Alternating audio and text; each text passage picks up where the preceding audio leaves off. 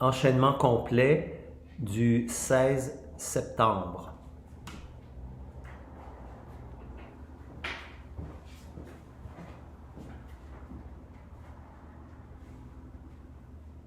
Bonsoir, bonsoir, bonsoir, bonsoir, bonsoir, bonsoir, bonsoir. Je m'appelle Claire et ce soir, je vais vous raconter une histoire. Moi, c'est Sylvie et ce soir, nous allons vous raconter des histoires. Quand j'étais jeune, on avait trouvé... il y avait une tunique, il y avait une couronne en macaroni. Quand Quand sa mère le fait, qu'est-ce que tu fais là avec une couronne de macaroni? T'as l'air d'un hippopotame. Là, toi, on pensait à te donner. Wow, arrive demain. Il y avait l'air d'un gros ça. Tu sais, elle avait mis là, il y avait des spaghettis qui tombaient.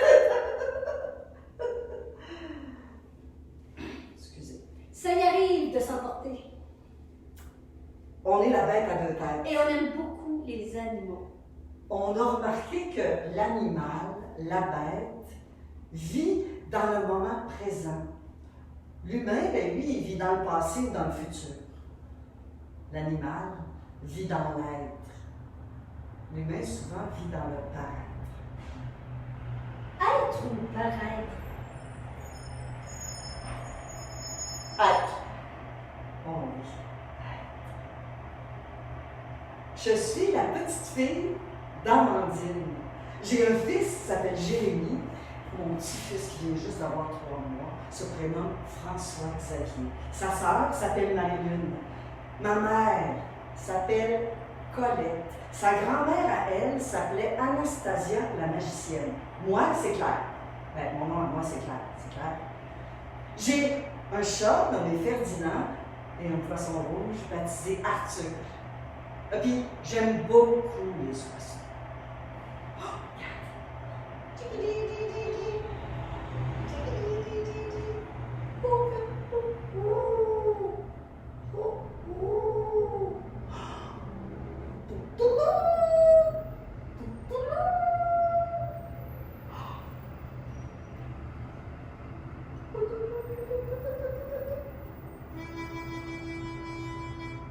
Comment allez-vous depuis mon départ? Glissez-vous toujours sur la côte? Le vieux chien bijou vous suit-il encore? Peut-être en avez-vous un autre? À 8 ans, j'ai vécu mon premier deuil. Quand ma tortue Églantine est morte. On m'avait dit que les tortues pouvaient vivre jusqu'à 100 ans. Églantine, elle avait 4 ans quand elle l'a retrouvée dans le fond de son aquarium sur le dos. J'ai pleuré pendant une semaine. Très souvent, je rêve encore à elle. Mon Églantine. Comment allez-vous depuis mon départ? Glissez-vous toujours sur la côte? Le vieux chien bijou vous suit-il encore? Peut-être en avez-vous un autre? Vous est-il permis dans le champ voisin d'aller jouer à la cachette? Gardez-vous secret vos jeux dans le foin, quand son odeur tourne la tête. Moi, quand j'étais enfant, la première chienne que j'ai eue s'appelait Amandine. Et le premier chien de ma fille Laurence, lui, il se prénommait Jérémy. Mon grand-père, lui, qui était fou des chevaux, s'appelait François Xavier. Ma sœur Églantine. Elle haït les chats. Mais elle aime beaucoup les tortues. J'adore ma sœur. Ma mère, qui est aveugle et lunatique, s'appelle Marie-Colette. Elle est allergique aux poils de chat et de chien. Ma grand-mère, qui est aussi ma meilleure amie, s'appelle Anastasia. Très souvent, la nuit, je rêve à elle. C'est une magicienne. Anastasia, la magicienne. Elle a vécu jusqu'à 100 ans. Moi, c'est Claire. Mais tout le monde m'appelle Sylvie. Sylvie, c'est Claire. Puis j'aime beaucoup les j'adore les petits éléphants. Comment allez-vous depuis mon départ? Glissez-vous toujours sur la côte? Le vieux chien Bijou vous suit-il encore? Peut-être en avez-vous un autre? Sylvie, ton vrai nom c'est Claire. Ben oui, Ta grand-mère Anastasia? ben oui, Mais tu m'avais jamais dit ça. ben, Claire, comme moi. ben oui, C'est vraiment vrai, tout ça? ben. Je te crois pas, mon petite menteuse. Oh, ben, maudite menteuse ou méchante conteuse, mais c'est vraiment vrai tout ça. Claire, tu sais bien que je te mentirai jamais. J'invente rien, tu sais. Je sais. Comment allez-vous depuis mon départ? J'ai changé vos noms en images. Vous êtes partis, j'y reviens encore. Ne me demandez plus mon âge. Regarde, Sylvie! Oh, la grosse face carrée de chien! Regarde-lui! T'es trop fou! Je l'ai tué, moi! Oh, regarde le petit chien! Le petit chien! Regarde le petit bébé, lui! Regarde ses yeux! Oh, mais comment Votre chien, madame, votre chien, madame, votre chien m'a mordu. Votre chien, madame, votre chien, madame, votre chien m'a mordu. Yogi, le labrador noir des voisins. Lui, ce qu'il faisait, quand il faisait soleil, Yogi venait gratter à la porte chez nous. On le faisait rentrer. Il allait s'installer dans le salon, dans le carré de soleil. Puis quand le carré de soleil disparaissait, Yogi rentrait chez eux. Votre chien, madame, votre chien, madame, votre chien m'a mordu. Votre chien, madame, votre chien, madame, votre chien m'a mordu. Cléo, notre épagneule dorée, on avait trouvé une grosse tortue carnivore, puis on la gardait dans un vivarium dans la cave. Puis quand on voulait laver le vivarium, on mettait la tortue par terre. Mais Cléo a trouvé la tortue. Puis la tortue, elle a rentré sa tête dans la carapace. Cléo a été mettre son museau dans le trou de la tête. La tortue l'a pincé. Il y avait du sang, puis il y avait une odeur étrange, mais pas désagréable. Votre chien, madame, votre chien, madame, votre chien m'a mordu. Votre chien, madame, votre chien, madame, votre chien m'a mordu. Maxie, la petite chienne du voisin, je l'avais adoptée. Elle ressemblait à un renard. Elle avait la queue noire retroussée comme un palmier. Puis ce qu'elle aimait, c'était courir après les autos sur le rang. Elle pouvait faire ça tout l'après-midi. Une fois, j'ai calculé sa vitesse. Mais Maxie courait à la vitesse de 15 km/h. Elle pouvait faire ça tout l'après-midi sans jamais se fatiguer. Votre chien, madame, votre chien, madame, votre chien m'a mordu. Votre chien, madame, votre chien, madame, votre chien m'a mordu. Émile, Émile. mon oncle Émile, lui, quand il était jeune, là, il a trouvé un beau petit chiot blond. Le petit chiot le suivait partout. Il faisait tout ce que mon oncle Émile lui disait de faire. Puis un jour, le petit chiot, il s'est fait frapper devant les yeux de mon oncle Émile. Le petit chiot, il est mort. C'est à partir de ce jour-là que mon oncle Émile a commencé à bégayer. Votre chien, madame, votre chien, madame, votre chien m'a mordu. Votre chien, madame, votre chien, madame, votre chien m'a mordu. Tais-toi donc, petite menteuse, tu sais pas ce que tu dis. Tais-toi donc, petite menteuse, tu sais pas ce que tu dis. Toi, que je te revoie jamais sur mon chemin, parce que tu vas t'écouter. Assis. Sur le banc.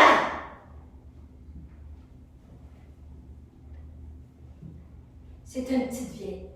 Bon, elle avait ses habitudes, hein. Chaque matin, elle se faisait son petit gruau, son bon petit gruau, tout chaud, trop chaud. Puis pendant qu'il refroidissait, elle le laissait sur la table, puis elle s'en allait chercher du petit bois dans la forêt à côté. Fait qu'un matin, comme tous les matins, elle se fait son bon petit gruau tout chaud, trop chaud.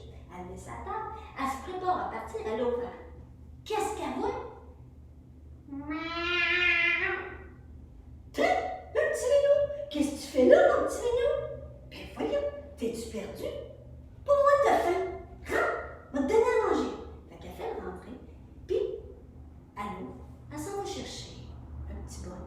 Elle met du gruau dedans. OK, mon petit minou, ça c'est pour toi. Ça c'est ton gruau, puis ça c'est mon gruau. Ton gruau. Mon gruau. Fait que bye-bye! Aussitôt que la petite vieille est partie, le petit chat saute sur son bol. Il avait encore faim. Saute sa table, mange le gruau de la petite vieille, et aussitôt qu'il a fini, saute dans la marmite, mange le gruau dans la marmite, la cuillère à peau, puis descend. Aussitôt qu'il est descendu, la petite vieille arrive. Ben voyons, c'est-tu bête? Mais t'as pas fait du gruau, moi, matin? C'est toi qui as mangé mon gruau? J'avais faim, fait que j'ai mangé ton gruau, le gruau de la marmite, et puis là, j'ai encore faim, fait que je vais te manger. Mange la petite vieille, puis pars. Marche, marche, marche, arrive juste à l'entrée de la forêt. Il y avait un arbre, puis une pie jacasse qui descend, qui tourne autour de lui en riant. J'ai jamais vu un petit chaton avec un aussi gros bâton, mais qu'est-ce qui t'arrive, mon petit chaton? J'avais faim, fait que j'ai mangé mon gruau, le gruau, la petite vieille, le gruau dans la marmite, la cuillère à peau, la petite vieille, puis toi, je vais te manger. Avale tout rond la pie jacasse et continue son chemin. Marche, marche, marche, il n'avait pas fait 10 pas, et qu'est-ce qu'il voit en plein milieu? Un petit cochonnet rose à la queue en petit bouchon qui se roulait par terre tout en riant. J'ai jamais vu un petit chaton avec un aussi gros bedon, mais qu'est-ce qui est arrivé, mon petit chaton? J'avais faim, fait que j'ai mangé mon gruau, le gruau, la petite vieille, le gruau dans la marmite, la cuillère à peau, la petite vieille, la pie jacasse, puis toi, je vais te manger. Continue son chemin. Marche, marche, marche. Mais qu'est-ce qu'il voit? Il n'avait pas fait 10 pas. 2 demoiselles avec leur ombrelle, leur robe et la crinoline rose. Ah, tu sais que j'allais te dire la même chose. Ah, c'est drôle. Un petit chaton avec une aussi grosse bedaine. Mais qu'est-ce qui t'arrive, mon petit chaton? J'avais faim. Fait que j'ai mangé mon gruau, le gruau, la petite vieille, le gruau dans la marmite, la cuillère à peau, la petite vieille, la pie jacasse, le petit cochonnet rose avec sa queue, un petit bouchon, puis vous deux, je vais vous manger. Et continue son chemin, marche, marche, marche, mais qu'est-ce qu'il fait? Il n'avait pas fait 10 pas. Un marchand de fruits et légumes avec son cheval petit brun, puis la charrette pleine de fruits et légumes.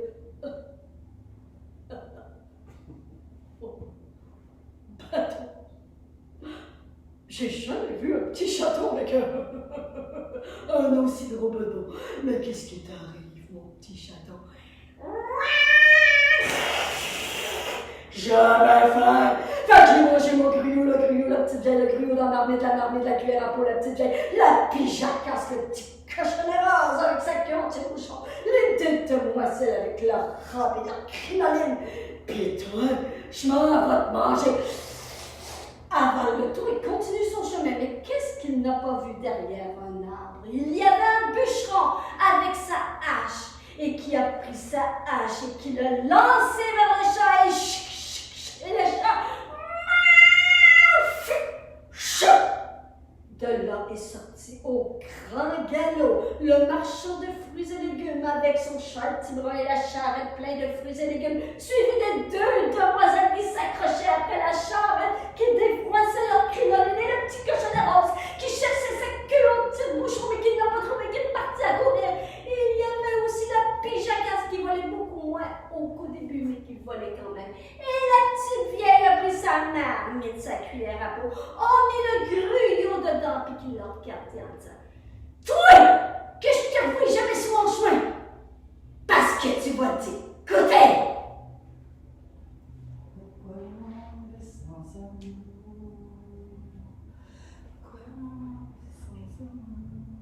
Toi, Sylvie, es-tu chien ou chat? Ben, chien. Puis vous autres, êtes-vous chien ou chat? Qui est chien? Levez la main. Ah. Voilà. Ah. OK. Qui est chat? Ah. Ah, quand même. Oui. Puis toi, Claire, Oui. t'es chien ou chat? Chat. Chat! Oui, un chat, Sylvie, là, tu lui donnes à manger, laisse la nourriture, de l'eau, de la litière, tu peux partir de 3 jours. Un chat, l'hiver. Tu sais, une petite neige qui tombe dans l'après-midi, tu t'assois, une petite couverture sur les genoux, tu ouvres un bon livre, le chat vient se coucher sur toi. Puis un chat, Sylvie, ça ronronne. Oui, mais un chien, Claire, un chien, c'est toujours là à t'accueillir quand t'arrives chez toi. Un chien, là, ça aime toujours jouer, c'est dans le moment présent. Puis un chien, là, ben, c'est fidèle, c'est ton meilleur ami, un chien. Oui, mais un chien, là, ça jappe tout le temps pour tout et pour rien. Un chien, il faut que tu le sortes qu'à faire ses besoins. Puis un chien, Sylvie, ça pue. Bon. Hey! Oh ben Claire, hey, oh! Un chat, il faut pas que tu le regardes dans les yeux, hein? Il peut te sauter dans la face! Puis un chat, là, imagine que tu viens d'avoir un héritage, là. Un beau coffre de cèdre de ma tante Donata. Mais il peut faire ses griffes dessus, le chat. Puis un chat, tu viens juste de t'acheter, là, un beau matelas tout neuf. Tu viens juste de le déballer, là. Puis tu retournes de bord, ben il peut monter dessus, en pissant dessus, en faisant son territoire, un chat. C'est ça, un chat. Je peux pas croire, Claire, que t'as pas de chien en toi. Non. Voyons. Ah! Mais j'ai connu une femme, par exemple, qui avait du chien. Sylvie, coucher panier.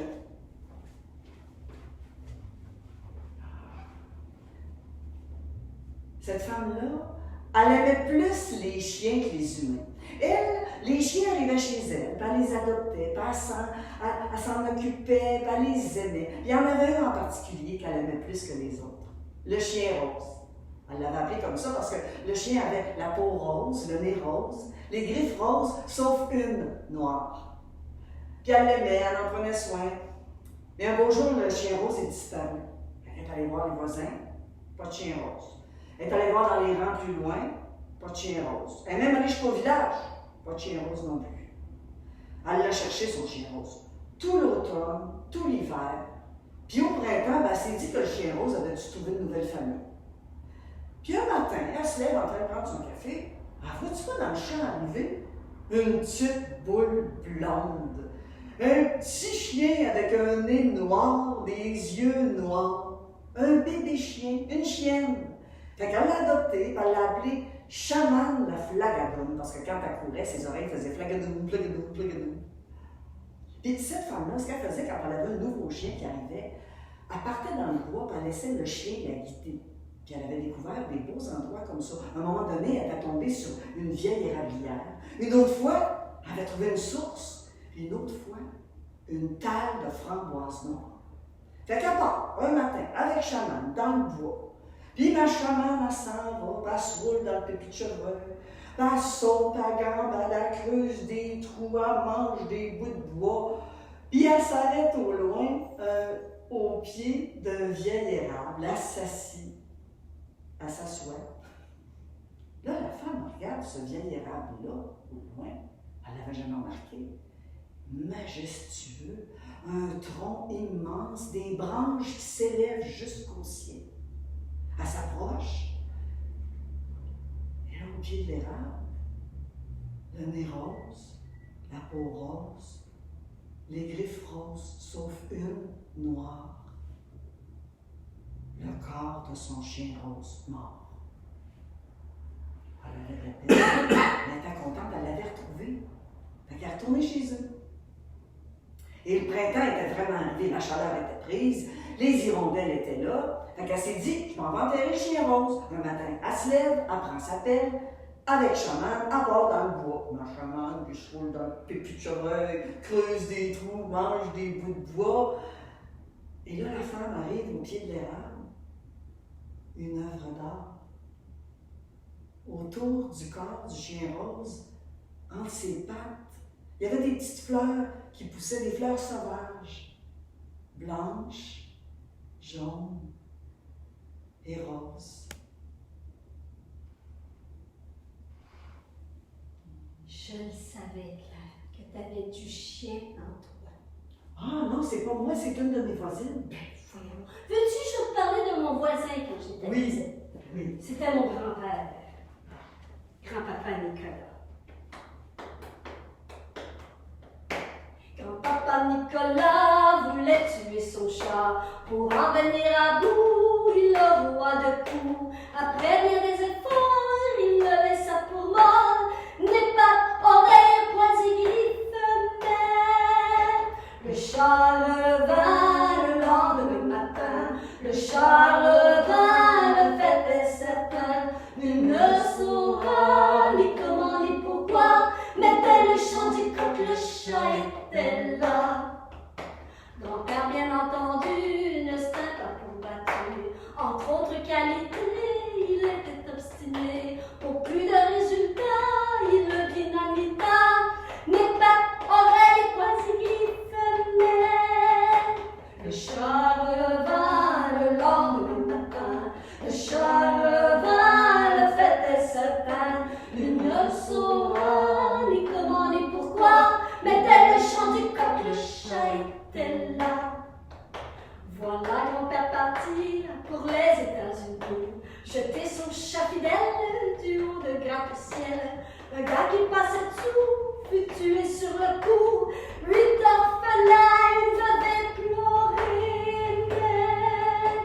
Le chat revint le lendemain matin. Le chat revint, le fait est certain. Il ne saura ni comment ni pourquoi, mais dès le chant du coq, le chat était là. Grand-père mit son chaton dans la gueule d'un canon, bourré le matin même de bombes à hydrogène. Après le premier embut, Paris n'existait plus. Adieu Pigalle, les Tuileries, la Tour Eiffel. Mais le chat revint le lendemain matin. Le chat revint, le fait est certain. Nul ne saura ni comment ni pourquoi, mais dès le chant du coq, le chat était là. Grand-père n'est pas né de la dernière ondée. Il lui mangea les yeux, il lui mangea le nez, il lui mangea la queue, la rate et l'estomac, nez, pattes, oreilles, poings et griffes, mais le chat revint parler d'une émotion. Le chat revint sous forme d'indigestion. Il ne saura ni comment ni pourquoi, l'estomac de grand-papa ne le supporta pas. Si bien qu'il trépassa.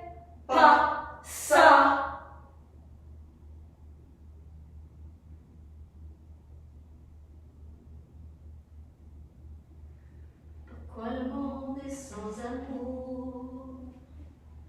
Pourquoi le monde est sans amour? Ça ne peut pas durer toujours. Pourquoi le monde est sans amour?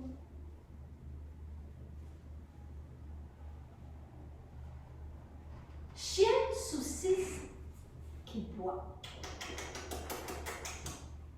Gros chien noir et blanc qui boit.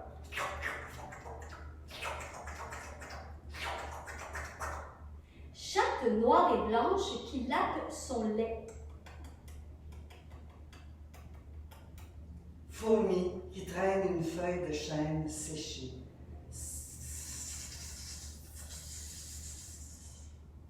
Tourterelle triste sur un fil. Pourquoi le monde est sans amour? Pourquoi le monde est sans amour? Ça ne peut pas durer toujours. Pourquoi le monde est sans amour? Ours brun qui mange une framboise.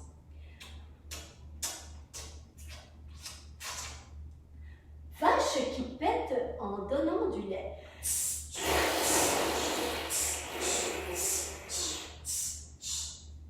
Cochon qui grogne en jouant aux élastiques.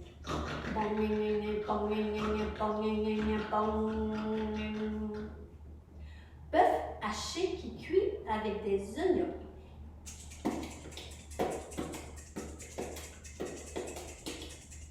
Rhinocéros qui regarde le soleil.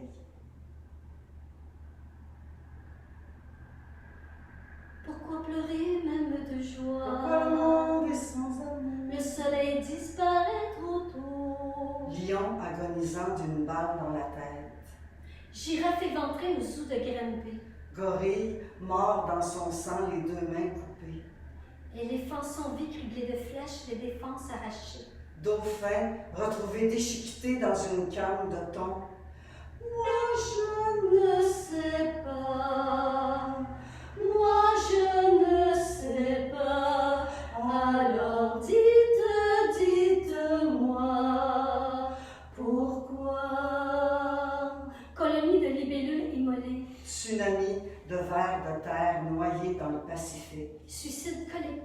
d'escargots de Bourgogne dans le beurre à l'ail. Famille de ratons laveurs, écraboutis sur l'autoroute 20 entre Québec et Montréal. Troupeau de bisons effilochés en spécial chez IGA à 1,99 $ la livre. Pourquoi le monde est sans amour?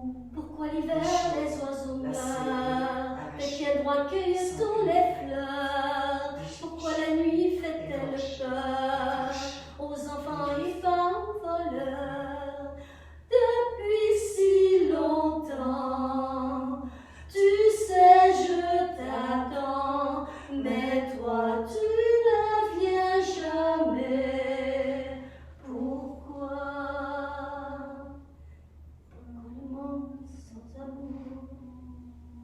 Pourquoi le monde est sans amour?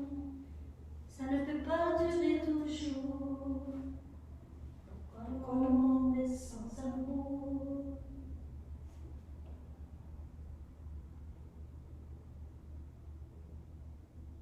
Patrice, Des billets.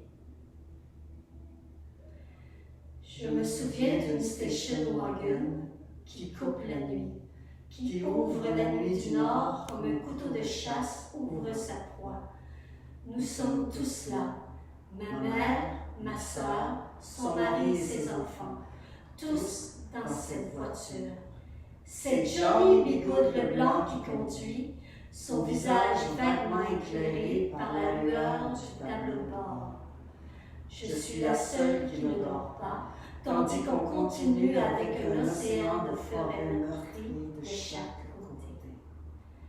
Ma sœur dort sur le banc dans l'avant, la noirceur qui rentre et sort de sa bouche ouverte.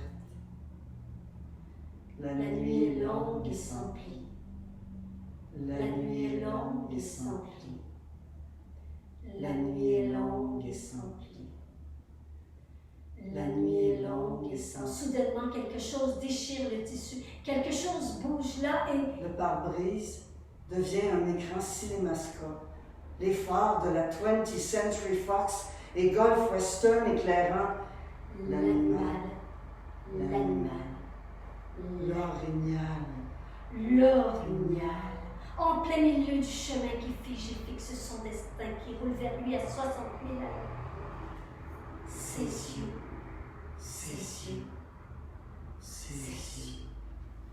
Ô Dieu, son regard jusqu'à la dernière minute. Et le choc sourd-muet de fer contre chair. Et ma sœur qui se réveille en criant un grand cri fou et final, comme si l'âme de l'orignal avait passé dans elle en mourant. Et enfin, le silence.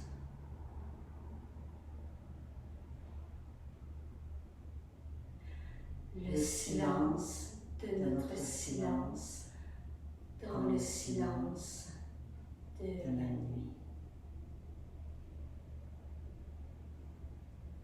Pourquoi le monde est sans amour? Plus bas, plus bas. Pourquoi le monde est sans amour? Ça ne peut pas durer toujours. Pourquoi le monde est sans amour?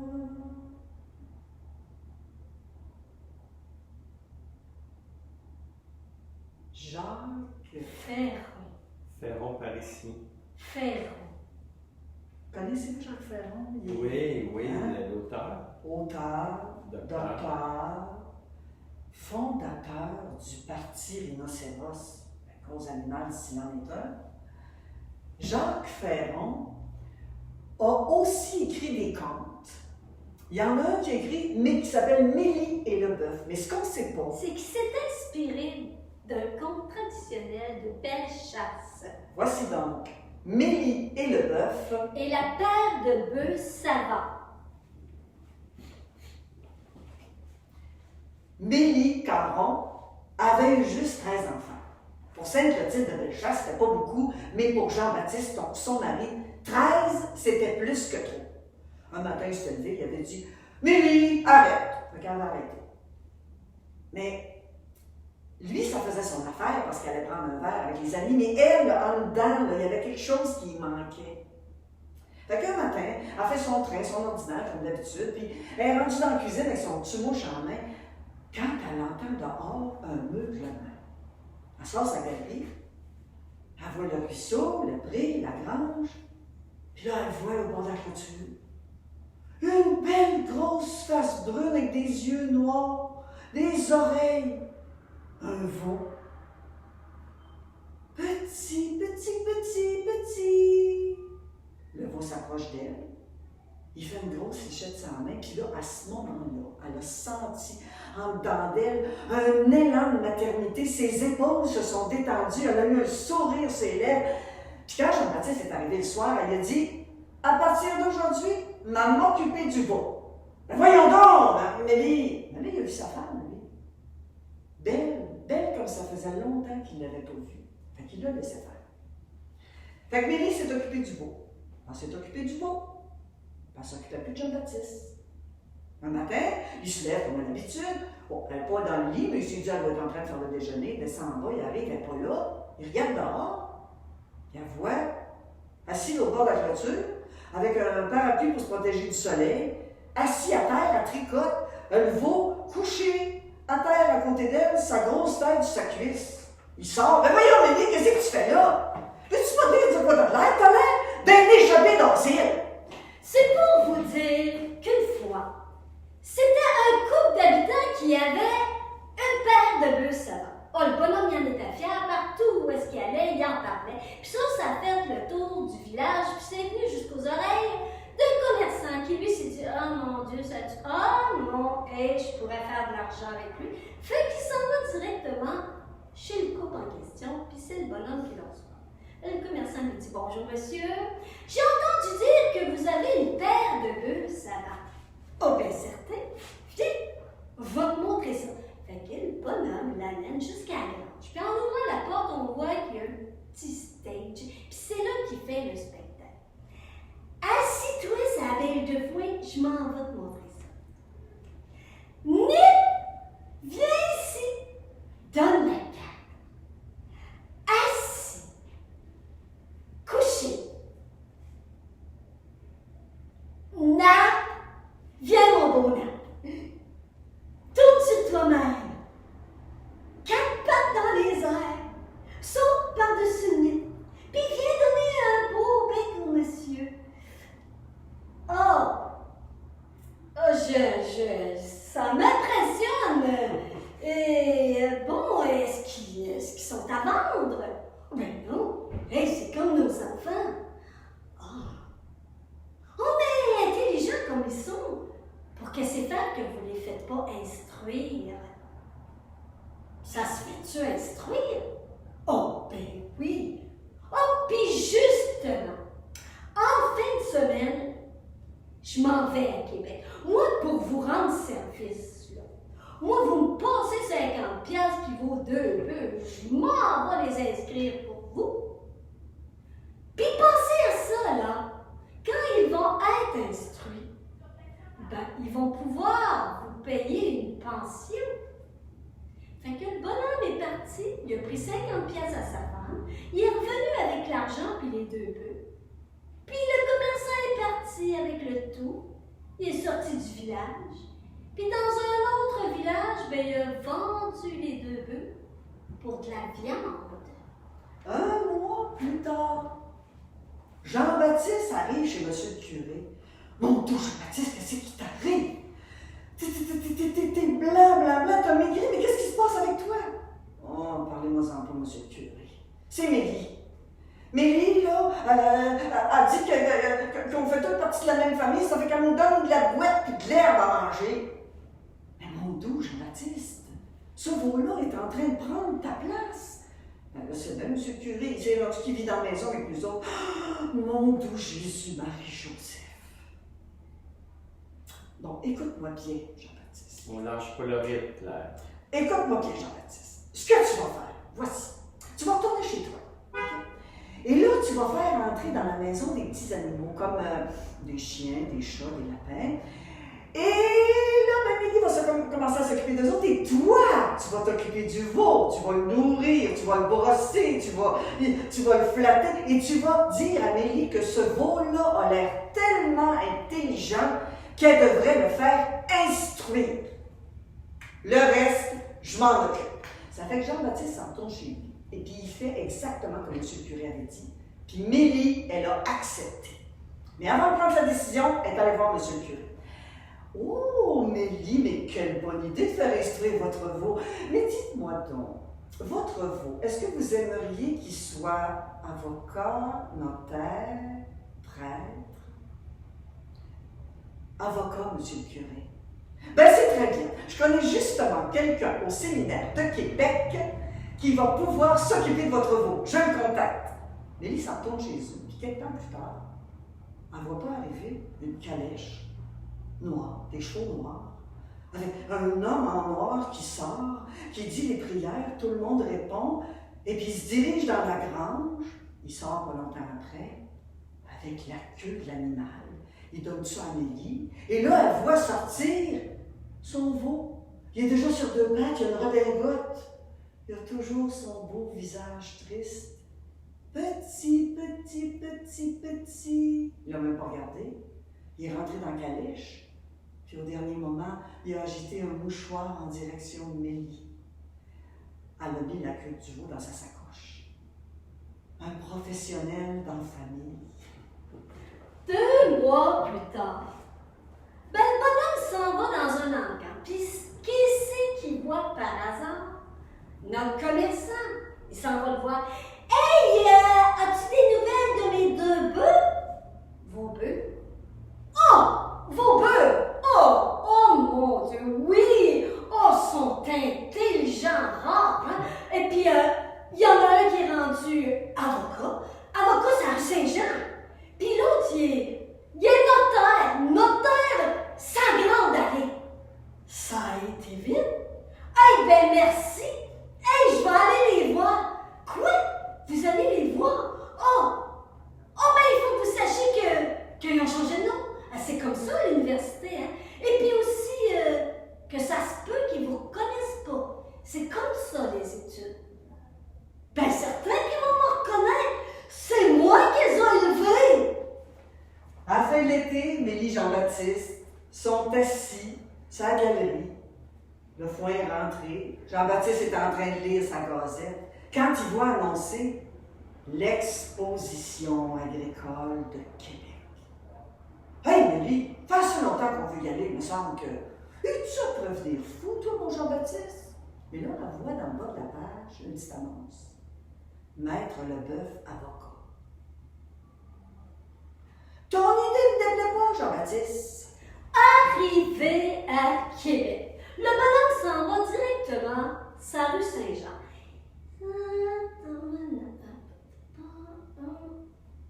Maître Lajoie, fait qu'il rentre. Salut, Nip! Comment ça va? Nip? Il n'y a pas de Nip ici, vous vous trompez, monsieur. Ah, le nom. Mais, tu me reconnais? Non, je vous ai jamais vu, monsieur. Ben, je vais t'aider. Quand toi, t'étais petit, là, ben, tu chiais partout, puis c'est moi qui passais en arrière pour ramasser ça. Monsieur, vous allez sortir sur le champ. Fait qu'il s'en va, il s'en va directement sur la grande allée. Notaire Tremblay, il rentre. Salut, Nap! Nap? Oh non, il n'y a pas de Nap ici, mon cher monsieur. Ah. Mais, toi, tu me reconnais. J'ai beau vous regarder, monsieur, mais non, je suis désolée. Fais-toi-en pas. Je vais te rafraîchir la mémoire. Toi, là, quand t'es venu au monde, là, ta grosse vache de mère, elle a eu de la misère à véler, mais c'est moi qui ai tiré sur tes pattes. C'est grâce à moi si t'es venu au monde. Monsieur, on n'a jamais insulté ma mère, ainsi vous allez sortir immédiatement. Oh, ben c'est ça. Tu payes les études à tes enfants, puis c'est le même qui te remercie. L'exposition agricole de Québec. Il y avait du monde. Il faisait beau. Des animaux comme il n'y avait jamais vu. Mais là, au bout de 3 jours, Jean-Baptiste dit, bon, Mélion s'en retourne à Sainte-Clotilde. Elle sort de sa sacoche le papier Maître Leboeuf, avocat. On a quelqu'un à aller voir, nous autres. Moi, t'attends à l'hôtel, Mélie. Vas-y, toi. Fait qu'elle se présente à l'adresse. Elle ajuste sa petite veste, son chapeau, puis elle sonne. Il y a une belle voix de l'intérieur qui lui dit d'entrer. Elle rentre. Puis là, elle le voit, assis à son bureau, beau comme un ange, triste comme un orphelin. Bonjour madame, veuillez me dire votre nom et d'où vous venez. Mélie Caron, Sainte-Clotilde de Bellechasse. Oh madame, quand vous dites votre nom, je vois un pré, j'entends un ruisseau couler. Oh, excusez-moi madame, à qui vous voulez compter un procès? À personne. Oh madame, que vous me faites plaisir. Si vous saviez. Bon, vous savez, moi j'ai fait des études pour devenir avocat, mais en dedans de moi, là, j'ai l'âme d'un poète, mais j'en parle pas parce que les gens me prendraient comme une sorte de bête.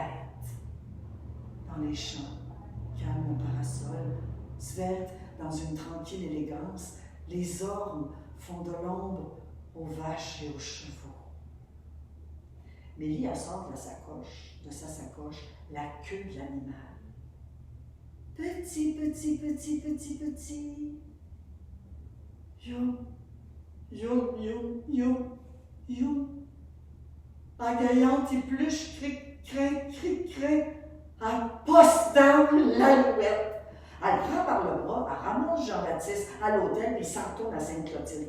Et là, l'avocat, quand il est arrivé à Sainte-Clotilde, tout ce qui restait, c'était des lambeaux de redingote. Puis là, quand il a vu le pré, il s'est roulé dedans, il a bondi, il a mangé de l'herbe, et puis il a senti monter en lui un meuglement. Et là, sous les yeux émerveillés de Mélie et Jean-Baptiste, il a lâché un meuglement à rendre folle toutes les vaches du côté. Le bœuf de Mélie, qu'on a surnommé l'érudit, a enfin pu vivre de sa véritable nature. Et on dit qu'il a laissé dans Bellechasse le souvenir d'un fameux taureau de reproduction. 2 mois plus tard, le bonhomme il s'en va à Laval. Il reçoit une lettre. C'était une lettre de ces 2 bonhommes qui le poursuivaient pour insulte. Découragé, le bonhomme s'en va sur le chemin, mais qui c'est qu'il croise par hasard? Notre commerçant, qui lui dit « Bonjour monsieur, comment ça va aujourd'hui? Ah, parle-moi-en pas, j'ai reçu une lettre, peux-tu m'aider? » Ben certain que je peux vous aider. Bon, écoutez bien, suivez mon conseil. Là, va arriver un moment où est-ce que vous allez vous retrouver devant le juge. Il va vous poser des questions. Ben là, répondez juste par 2 choses. Nip ou nap. Pas plus. Suivez ce conseil-là, puis vous allez voir, ça va bien aller. Fait que le bonhomme fouille dans ses poches, prend un 5$, puis le remercie en s'en allant. Arrive le moment où est-ce qu'il se retrouve devant le juge. Bon, là, mon bon monsieur, vous allez m'expliquer dans vos mots, simplement, qu'est-ce qui vous amène ici aujourd'hui? Nip. Quoi? Nap. Parlez-vous français ou vous ne le parlez pas? Dites-moi dans vos mots, qu'est-ce qui vous amène ici? Nip. Nap. Oh ben là, ça va faire, pensez-vous, j'ai juste ça à faire, moi, perdre mon temps? Là, je vous donne une dernière chance. Vous allez me dire, dans vos mots, en français, qu'est-ce qui vous amène ici aujourd'hui? Nip, nap.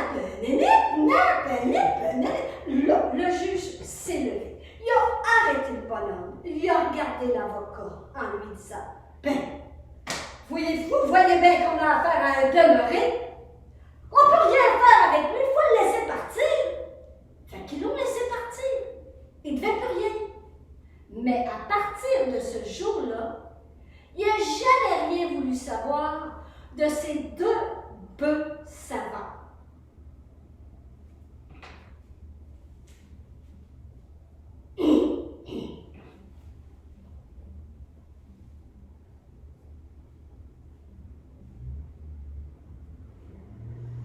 J'ai 2 grands bœufs dans mon étable, 2 grands bœufs blancs.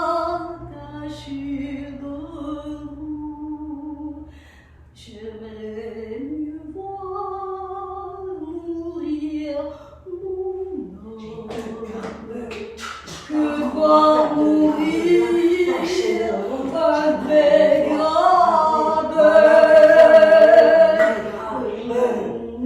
Déranger, déranger, déranger. Déranger, déranger, déranger. Déranger, déranger, déranger.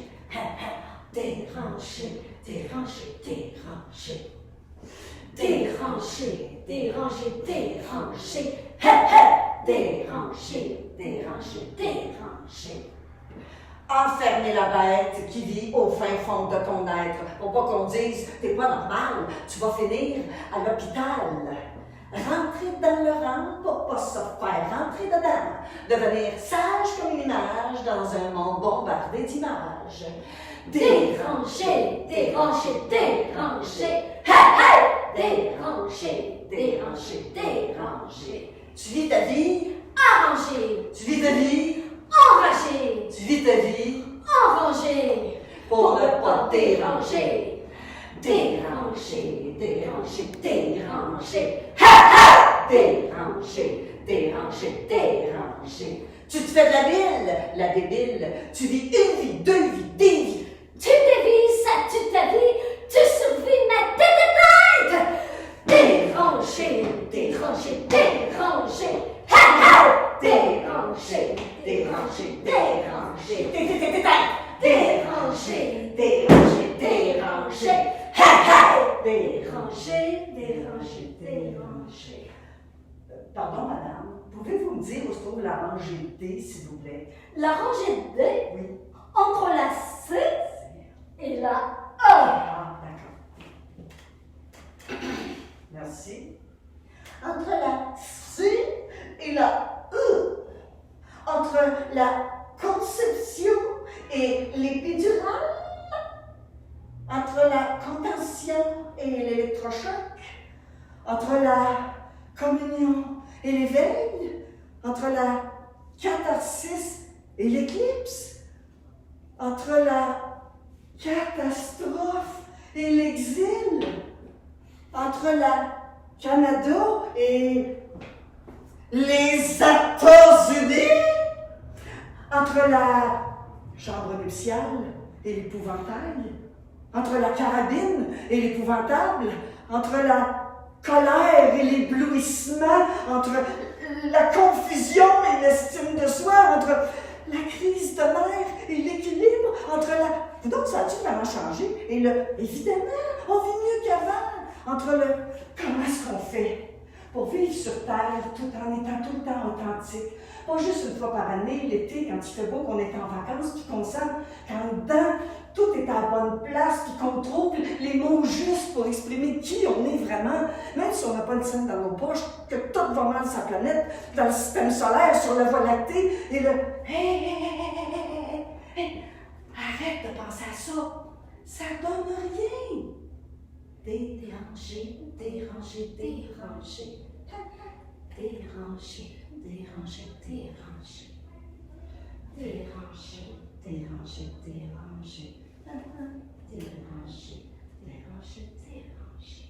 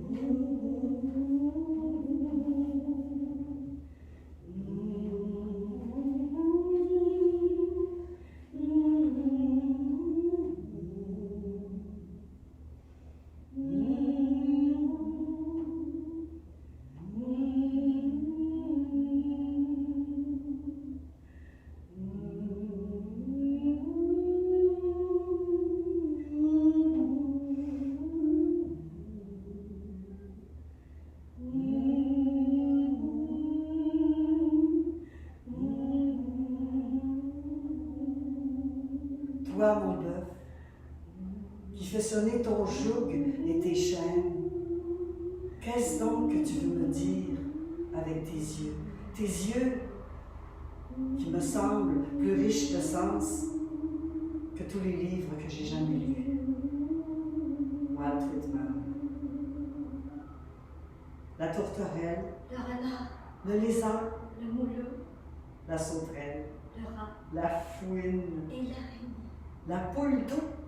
La pie, tout ce qui marche, tout ce qui court. L'enfant parti avec l'ange et le chien suivi derrière. Livre de Tobie, Ancien Testament. Quand tu regardes la forme, la couleur, les mouvements de l'oiseau, tu sens une chaleur se diffuser dans ton corps. Celui qui veut partir se retient. Celui qui doit s'envoler se donne des ailes. Pierre Morancy. C'est fort une bête, surtout les petits.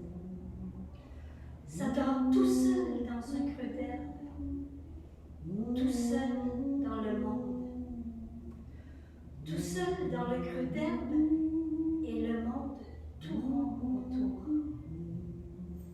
C'est fort de cœur. Ça ne crie pas quand tu les tues. Ça te fixe dans les yeux. Ça te traverse par les yeux avec l'aiguille des yeux. T'as Pas assez regardé les bêtes qui mouraient. Jean Giono. T'as pas assez regardé les bêtes qui mouraient.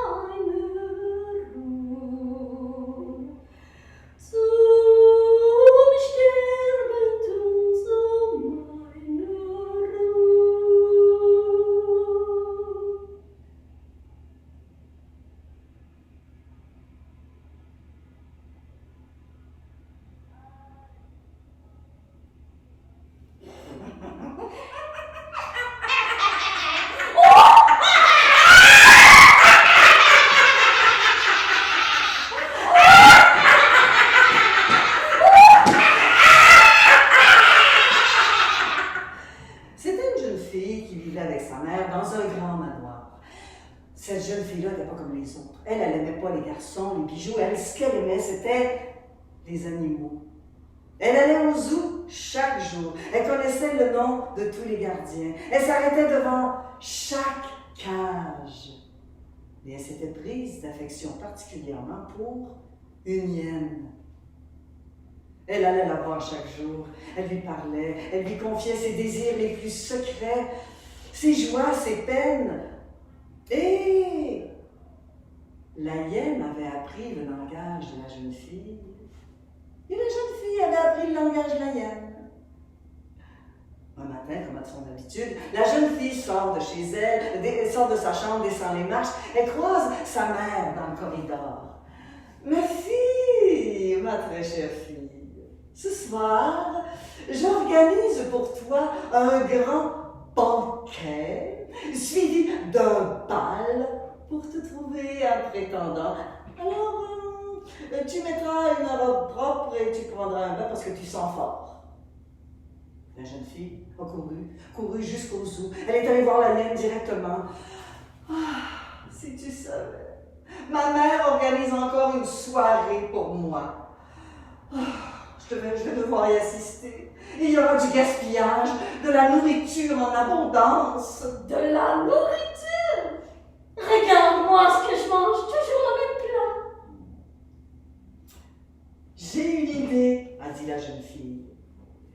Et si tu prenais ma place? La jeune fille a fait sortir la hyène de sa cage. À l'insu des gardiens, elle l'a amenée jusque chez elle et sans que sa mère s'en rende compte, elles sont montées jusqu'à la chambre. Et la jeune fille a cherché une robe. Une robe de la bonne couleur, une robe de la bonne grandeur, une robe de la bonne couleur. Et à la fin de la journée, elle en a trouvé une. Une robe longue jusqu'à terre avec des manches qui montaient jusqu'au poignet, un col qui montait bien haut. Elle a mis à la hyène un chapeau, des gants. Mais il restait une chose, le visage. J'ai une idée. Est-ce que t'as une bonne? Oui, j'ai une bonne, a dit la jeune fille. On pourrait la faire venir, je prendrais son visage. Oui, mais si tu prends son visage... Non. Oui, mais tu devras la tuer et il y aura un cadavre et on sera accusé. Ne t'en fais pas, je vais la manger tout rond. La jeune fille a appelé la bonne et aussitôt que la bonne est entrée...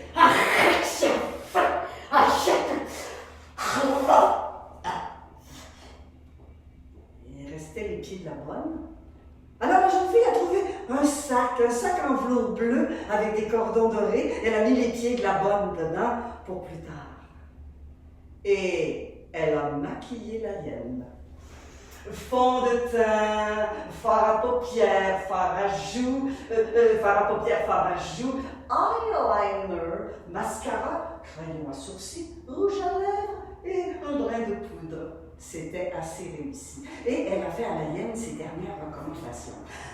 Tu vas voir, quand tu vas descendre, il y a la salle de bal et tout à côté, la salle à dîner. Ma mère s'assoit toujours près de la fenêtre, alors tu t'installeras le plus loin possible d'elle. Bonne soirée. Merci. La hyène est descendue. Il y avait une musique douce.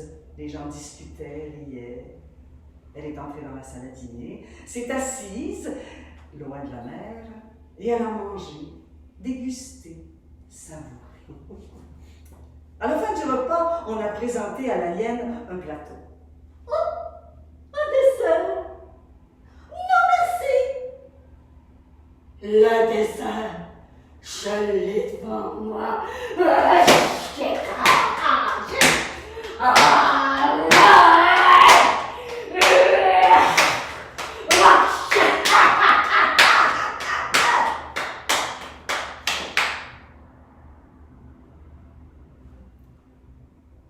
La mère a regardé ses convives. Certains étaient morts, d'autres hurlaient, certains à qui il manquait une jambe, un bras.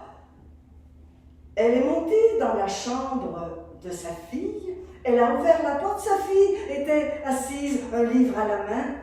« Ma fille, je te tiens responsable de tout ce qui arrive. Tu as empêché notre réputation. Et regarde-moi quand je te parle. » La jeune fille a fait à sa mère le plus beau sourire. Elle s'est levée, elle a fermé le livre. Elle a descendu les marches, sa mère l'a suivie. Elle s'est dirigée vers le jardin, elle a ouvert la porte. Elle est allée rejoindre la hyène qui l'attendait. La hyène et la jeune fille sont partis bras dessus, bras dessous vers la forêt. La mère s'est évanouie. Elle ne s'est jamais réveillée. Depuis ce jour sanglant, plus personne n'a habité le manoir. On dit que tout ce qui reste, c'est le sac en velours bleu avec les cordons doré.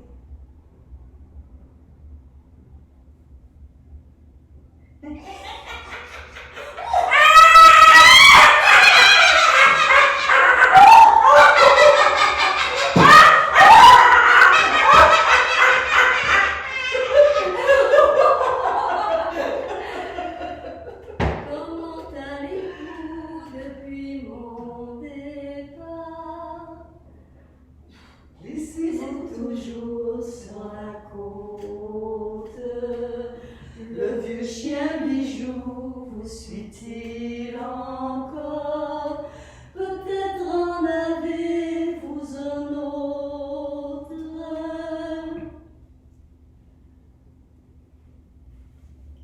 des bêtes. Des bêtes, seulement des bêtes de tous les jours et de toutes les contrées. Des bêtes comme des choses qui arrivent, comme des choses qui s'en vont. Et sans cesse, le sang de la vie se jette dans la mort. Vous est-il permis dans le champ voisin d'aller jouer à la cachette? Gardez-vous secrets, vos yeux dans le foin, quand son odeur tourne de la tête. Et sans cesse reviennent les fleurs de l'amour. Et d'autres bêtes renaissent, et de nuit et de jour. Des bêtes avec leur faim, leur soif, leur joie et leur détresse. Et puis le même mystère, la même simplicité que les vagues de la mer, que les arbres de la forêt. Des bêtes comme des pauvres avec leur misère, des enfants avec leurs secrets, ou des femmes avec leur beauté. Des bêtes avec un cœur comme le vôtre et le mien. Des bêtes comme des choses disparues, Et jamais oublié, comme une étoile filante, une blessure, un baiser, comme un éclat de rire, comme une source, une chanson, comme des feuilles sur les arbres, des îles sous le vent. des bêtes avec un cœur comme le vôtre. Et le lait. Bist du bei mir, der ich nicht freue,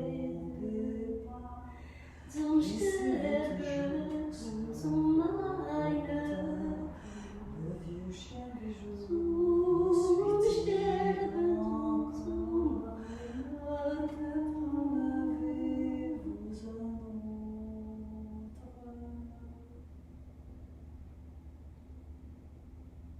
Bravo. On va placer le salut. Bravo, bravo. Super. Bravo.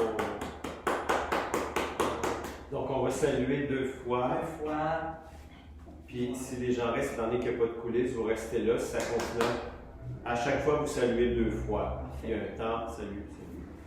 On va éteindre ça, c'est bon. Bravo. hop.